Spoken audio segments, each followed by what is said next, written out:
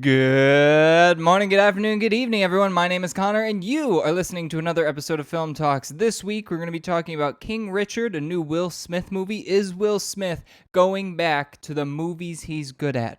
We'll find out.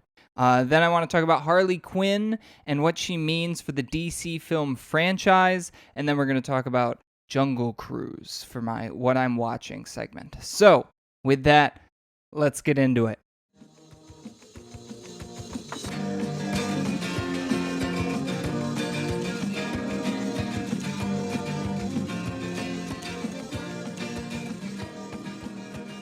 All right, so first off, King Richard, like I said.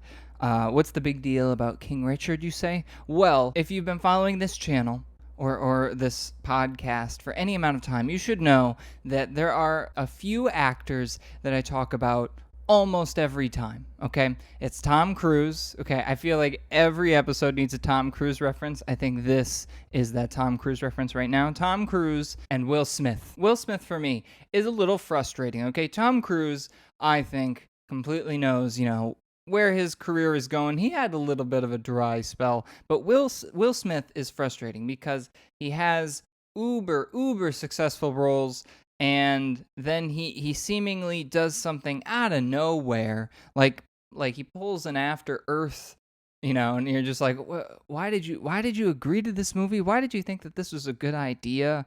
You get stuff like Gemini Man. I don't know. We're not going to go into Will Smith's whole career here. But when I do look into his career, there are certain things I notice in terms of what he's good at, right? So he's really good at playing that really likable, charismatic, playboy kind of role, I guess, right? So like you see that in Hitch and Bad Boys, like he's kind of just like that young gun kind of guy. But he isn't one-dimensional. He does have this side to him that's very strange that you probably wouldn't expect looking at, Fresh Prince of Bel-Air. But you watch something like I Am Legend or Pursuit of Happiness, he can really pull off that dramatic role, and it looks believable.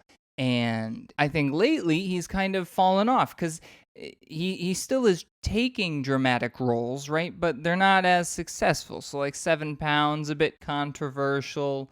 And then he did that Concussion movie that no one saw. But now he's doing King Richard. What's King Richard about? It is not about royalty, okay? It is actually about Serena Williams and Venus Williams' dad. And so Will Smith will be playing the role of their father, and it is sort of the telling of their story through, I guess, the lens of their dad, based on the trailer, right? I feel like I should just make a segment up where I just talk about a trailer for like 10 minutes and I see if I can get it right, and then the movie comes out and I'm probably completely wrong. But King Richard seems to be the story of Serena Williams and Venus Williams' dad, and how he pushed them and he believed in them, and they became the great tennis stars that we know them today, and probably we will know them for the longest time. But I saw the trailer for it, and it looks like Will Smith is really killing it.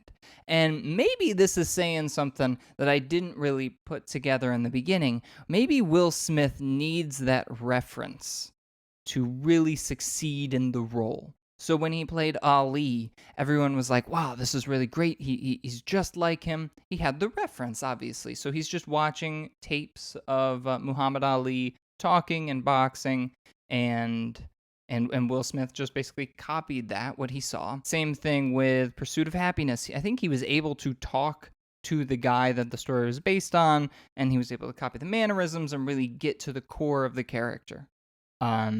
King Richard seems to be that same sort of thing, where he was able to connect in some way with the father character. But maybe it's not just a Will Smith thing. Maybe this is just acting in general, that, when you have that reference, it's a lot easier to pull off a role. When you have good direction, right? So like a lot of times, especially if it's like a made up role, right? How are you figuring out how to act it? It's kind of just on your whim and the director's whim. With a biopic, you have the ability to essentially just copy someone else's behavior. So I feel like it's a little bit of an easier trip to get into the mindset of that character. And Will Smith has it down. So this is my hope that this is another movie from Will Smith in line with that pursuit of happiness kind of role that will, make you cry, be really serious. I mean, I don't think an Oscar win is like something that like me as a viewer am rooting for, but maybe it's Oscar material. I feel like biopics or like porn for the Oscars, like they're just like, "Oh, what a serious portrayal. Wow. This is best picture worthy." Like when that Queen movie came out, right? Like everybody was like, "Oh, this is the Oscars are going to like dominate and all this stuff." I don't think it really did, but I think it got a lot of nominations. But I feel like a lot of times biopics are kind of easy bait for the Oscars. So maybe he wins an Oscar for King Richard. But it's something to look out for. Look up the trailer, King Richard. I thought it was very interesting. He shed the Will Smith persona, which I think he's really, really good at in these roles, right? You wouldn't expect that from the guy who plays Hitch, who's basically Will Smith. Whenever he's in a role, most of the time he's Will Smith. But he has the ability to roll it back and just say, hey, I'm Will Smith, but this is the character I'm portraying. So I'm going to put that at the forefront of my performance. And that's what I'm seeing from this King Richard trailer. So I think it'll be interesting. I'll watch it. How about that? So I'm looking forward to King Richard. I think it's coming out, obviously with COVID, you never know, but it says it's coming out November 19th of 2021. So that actually is like Oscar season. Like I feel like, whenever you want an Oscar movie or an Oscar for your movie, you put it out in those later months because it's right when the nominations start coming out, so it's fresh in everybody's mind. So, yeah, maybe they are going for the Oscar. So, King Richard, yeah, those are my thoughts. We'll see how it turns out in November, I guess. So next up, right, we got Harley Quinn within the DC film franchise. This came about because I just watched the Suicide Squad movie. The Suicide Squad movie, not Suicide Squad, meaning I'm talking about the new one, directed by James Gunn, with, for the most part, newer characters. It's a very strange movie because they don't really tell you if it's a complete reboot and you're supposed to forget the first one. I feel like there are relationships that were established in the first one that kind of carry over. And so, like, you're like, okay, so did the first one happen? Did it not? I don't know. This movie really isn't for everyone. If you're a more serious person and you're trying to like overanalyze things. It's not that at all. There's a lot of just things that happen basically just for jokes or just so you can remember, hey, these people aren't normal. They're crazy people. So not for everybody. But what I did notice was Harley Quinn. She is super interesting to me in regards to how Warner Brothers is handling the DC films of the future, of the present, all that stuff. She seems to be their star right now, right? Honestly, above most of the other ones. Like they don't seem to be really pushing Superman. Batman, they're already rebooting, and those are basically the two big ones. I guess maybe Wonder Woman, right? So Wonder Woman has been successful, but with the newest one kind of like flubbing. But Harley Quinn, for the most part, I don't think Harley Quinn has had much criticism. I feel like the fan base is really latched onto her and they're like, wow, Margot Robbie is amazing. She was born to play this role, which she was. She's great. But they threw her into this movie and it definitely feels like she's in the movie because Warner Brothers was like, let's put her in. I'm not basing this on any fact. Maybe James Gunn did have something planned for her, but she definitely feels like that character who the studio was like, let's throw her in because more people will want to watch it because she's in it. And like if you have a movie with like Captain Boomerang and King Shark, like how many people are going to see that? No, they're not bankable stars. You want Margot Robbie and Harley Quinn because in the other two movies that she's been in, people have wanted to see those movies mostly just because of her, honestly.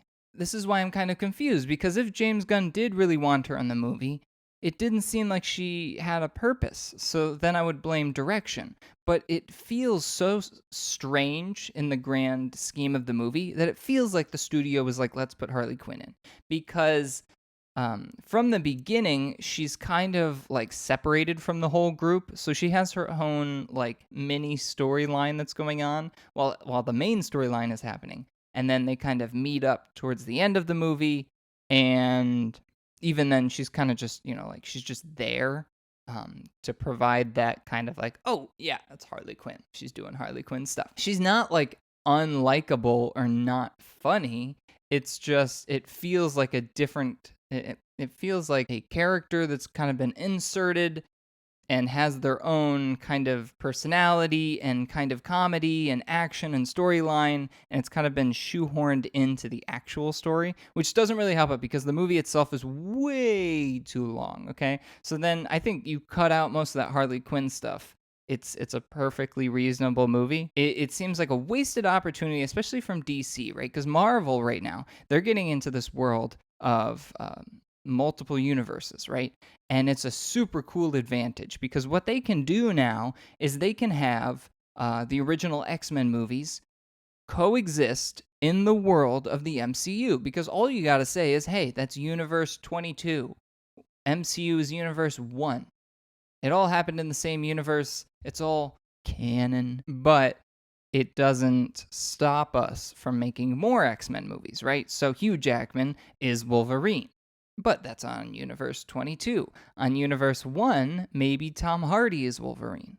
And they can get away with that because it's just recasting. It doesn't matter. So, like, even in the grand scheme of the MCU, right? So, Edward Norton was the previous Hulk. And now it's Mark Ruffalo. You could technically just say that that Hulk took place in Universe 23. And Mark Ruffalo's story went the same way. He just doesn't look like Edward Norton because this is Universe 1. Like, you can, like, always spin it now. And that's a cool thing that the MCU is able to do. DC should have been able to do that long ago. They started that before anyone else. So you got, like, 10 Batman. You got, like, 3 Supermen. 2 Wonder Women. That's a weird thing to say. Wonder Womans. They have the ability to have multiple universes with multiple different versions of these characters. But by forcing certain characters into stories, I feel like you're kind of saying, hey, we want to still establish some connective tissue, even when it's not completely necessary.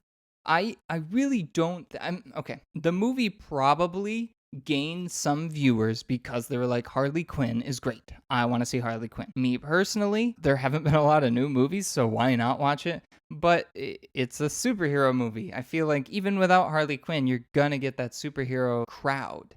And Harley Quinn isn't that interesting of a character. I don't know if that's a cliche or I don't know if that's a controversial thing to say or if that's going to piss people off. She doesn't have power. She's just a crazy person um who doesn't really like the Joker, just a crazy person, but he has a relationship with Batman. Harley Quinn, crazy person. She doesn't really have a villain yet that's very iconic.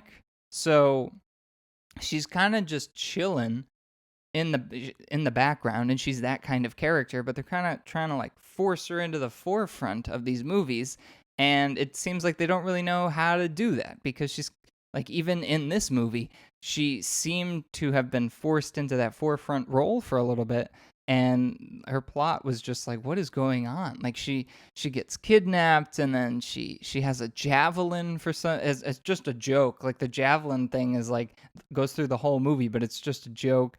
They did kind of set the standard by saying, hey, Harley Quinn was somebody who was domestically abused, but she didn't stay with her partner. She was able to kind of get out of that relationship and, better her life. So maybe, like, I don't know, maybe they're trying to make it a thing where she can be a role model, but like Harley Quinn isn't a role model because she's also crazy. And so, like, I just don't know how they're gonna handle Harley Quinn. But in the grand scheme of the DC film franchise, I think it's kind of a negative to try and use Harley Quinn to push your movies. I don't think she's that kind of character, regardless of Margot Robbie. Margot Robbie, I think, is a bankable star at this point. People will go to see just for her. There's only so many stories that they can tell with her. And I feel like they're already kind of, running dry in that aspect. So, Harley Quinn, the Suicide Squad, she didn't really need to be in the movie. Just my opinion. Let me know in the comments, what you thought. If you did see it, were you like, hey, she made the movie better? Maybe she did. Yeah, that's probably true. if you didn't like the movie, period. But like if you did like the movie, was she the best part of that movie? I don't think so. Now we're on to what I'm watching, which was supposed to be The Suicide Squad, and then I watched it and I was like, meh, it's an okay movie. I'm not super excited about it, so I don't want to talk about it because then, I'm just rattling on this podcast going like, "Oh, Suicide Squad wasn't that good." And I'm like a little grouch. Nobody likes a grouch. So, what am I going to talk about? I am going to talk about Jungle Cruise. All right. So, some of you might laugh and be like, "Jungle Cruise." I thought this movie was going to suck so hard, okay? Not even lying, all right? I had no faith in this movie. I was like, this movie's going to suck. I don't like Dwayne Johnson. His movies are always boring. They're always the same. Just watch that Skyscraper movie. Oh my goodness. He made it. That Skyscraper movie was just awful. And then what they did like San Andreas. Oh, there's too many to count. I can't even. But I like Emily Blunt. I was like, she's kind of fun, and I think it's kind of interesting whenever Disney makes these movies about their park rides and how cool it is that they're able to just take like a roller coaster and make a movie just based on that. I mean, I guess Jungle Cruise isn't like a roller coaster, but it's a ride, an amusement ride. So without further ado, let's just get into these questions. As you all know, I have these 4 questions that I always ask, and it helps me, review these movies and stay objective. Let's say objective. It's probably, that's probably going to be a stretch. It's probably a subjective rating, but I like to think that it's an objective rating. First question, is the storyline rushed or bloated? I don't think it was. I think a good standard for was it a bloated movie was if a kid was watching this, would they get bored? I don't think so. I think maybe in the middle, it might get a little, maybe in the middle, maybe, but not really. There's well-paced action, interesting story beats as they continued on. As for Rush, definitely not. It's a fairly long movie. So storyline really great in terms of pacing. Second question: are the characters relatable? Relatable, sure. I would more say I liked the characters. And this is where I kind of want to break out for a second and just say this movie is the successor to The Mummy that I have always wanted. First off, it's basically The Mummy. I called this in the beginning. My mom was like, "Oh, you just read this somewhere." I did not read it somewhere. I read it after the movie that someone else shared this opinion. Okay, which is nice. So I'm not crazy. But it's that when I talking about The Mummy earlier in the podcast, I talked about how like, hey, there really hasn't been a lot of movies that have been able to capture that adventure spirit that you saw way back in like Indiana Jones. And I think this movie really does capture it. There's a little bit of difference in regards to, hey, there's more CGI than those movies, which, is question 3, so we're not going to go there yet. But I really, really liked it because I was like, I like The Mummy. The Mummy's great. So they were able to capture that adventurous spirit with a little bit of scary elements, with like that, there's a sad villain who was trying to get something and he got cursed. And they had a little bit of Pirates of the Caribbean at the same time. So if you remember, so spoilers for the Jungle Cruise movie, so you might want to skip this.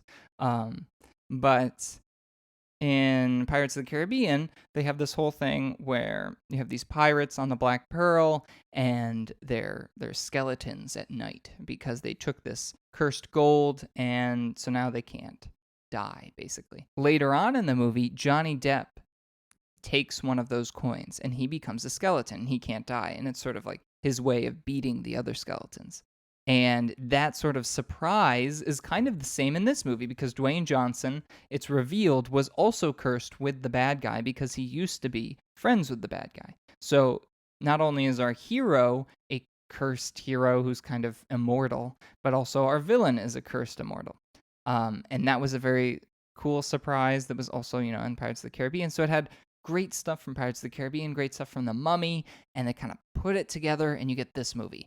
I like both The Mummy and Pirates of the Caribbean. So go figure, I like this movie. But back to relatable characters, right? So Dwayne Johnson, surprisingly, not bad. I thought it was really, really fun that obviously the big thing about the Jungle Cruise ride is you have your kind of, I forget what they're called, but like your skipper person. They make like weird like dad jokes and stuff the whole time on the ride. And so Dwayne Johnson does those same jokes, and so they kind of brought that over from The Ride. Emily Blunt was very typical in regards to most of her roles, where she is a woman who will not be talked down to, and she will get what she wants. And then you have her brother. I don't know the name of that actor, but he is literally the brother of Rachel Weisz in The Mummy. So if you remember The Mummy, Rachel Weisz's brother is kind of, this rich, pompous guy who's like, oh, I don't want to play in the sand or whatever. In this case, Emily Blunt's brother is also that kind of role where he's just kind of there to be the comedic relief kind of guy. So yeah, the characters themselves, very fun, personable. Maybe you could say they kind of fit more archetypes than natural living, breathing people, but it's a Disney movie. So what you gonna do? Third question, right? So of course I lost my page, and you would figure that I know the questions by now. But third question: does the movie draw attention to the fact that it's a movie, right? So for those of you who are new, of course you'd be like, well, it's a movie. Of course you would be like, hey, this is a movie. I'm talking more in regards to, like, you're watching a movie. Does something strange happen, whether it's editing or music or CGI or acting, that is kind of like, oh, this is a performance? Like, when you're watching something, you want to get sucked into it, right? You don't want something to pull you out in regards to the movie. Like, if somebody's making popcorn, that's, the movie can't do anything about that. I didn't really like the CGI in this movie. There is one part that is so strange, and I don't know why they did this. Dwayne Johnson is wrapping a rope around a wooden pole, right? And it's CGI. Like, it's like Dwayne Johnson didn't have the ability to hold the rope, or maybe they didn't have the rope in the budget, or I don't even know. Like, why was the CGI? Why was the rope CGI? It just looked so strange. And then, there's also a lot of green screen. There's CGI animals everywhere. So it does suffer, in my opinion, from that overuse of CGI in Disney movies nowadays. So that'll get a negative mark for me. There was a lot of rough CGI too. So it was just, I got taken out of the movie quite a few times because of the CGI. And then last up, would I rewatch this movie? How about this? So when we finished this, my family was like, I hope they make a second one. And it has been confirmed they're going to be trying to make a second Jungle Cruise movie. I don't know what it would be about, because the whole story and all the stakes in the first one were solved. And if you look at, like, right, The Mummy, once they got rid of Imhotep and they went to Jet Li, it suffered, and it didn't really, like, there was nothing there. The second one at least created more connections to Egypt and Imhotep and all that. So 1 and 2 are kind of like a 2-in-1 story. 3 is kind of separate. Jungle Cruise, I don't see where any possible connections could be made in the second one, unless they kind of follow the Mummy and maybe Emily Blunt has some sort of relationship with the Amazon. I don't know how they're going to do it. I'm not very excited for it. However, right, we're talking about rewatchability. I would probably rewatch this one. Like, if I were ever with some, like, kids or something, I'd put it on and I would be fine watching it. It's a funny movie with some interesting characters, and the world isn't too bad, honestly. It's kind of an interesting world that they've created. I like the way it ended, I like the beginning, middle, end, all that stuff. It's a fun adventure movie for the family. And I'm kind of impressed. I think Disney did a really good job. I wish that they hadn't overused the CGI so much. Also, Paul Giamatti's in this movie, which whenever Paul Giamatti's in a movie, you've already got, like, extra 2 points. Okay, so Jungle Cruise, I would recommend this movie. I think, especially the people who watch my YouTube channel and the people that listen to my podcast, most of you would really appreciate this movie. You'd think it's fun, and you'd probably rewatch it again. That's all I got for this episode. Thank you all for watching, for listening. You can find me on Spotify, Amazon, Google. Is there anything else? I think that's it. And you can listen to me on there, or you can, again, view me on YouTube at Film Talks. We're at 18 subscribers at the time of filming this, so we're bumping it up. My little brother, he has 18 subscribers as well, so I need to beat him at some point, right? Because he hasn't posted a YouTube video in like 4 years. He has like 200 more views than me, so that'll take a little time, I'm sure, but we need to beat him. Okay, that's my goal. I will stop right after I beat him. My goals aren't too lofty. So please subscribe, comment, all that jazz. You can find me on Instagram and Facebook as well, film.talksofficial. We always have loads of fun on there. I always post new videos on Saturdays at around 8 a.m. kind of thing. So I can be your Saturday morning fun time. I don't know. We'll workshop that. So thank you all for watching. Hope you all have a great week. So long.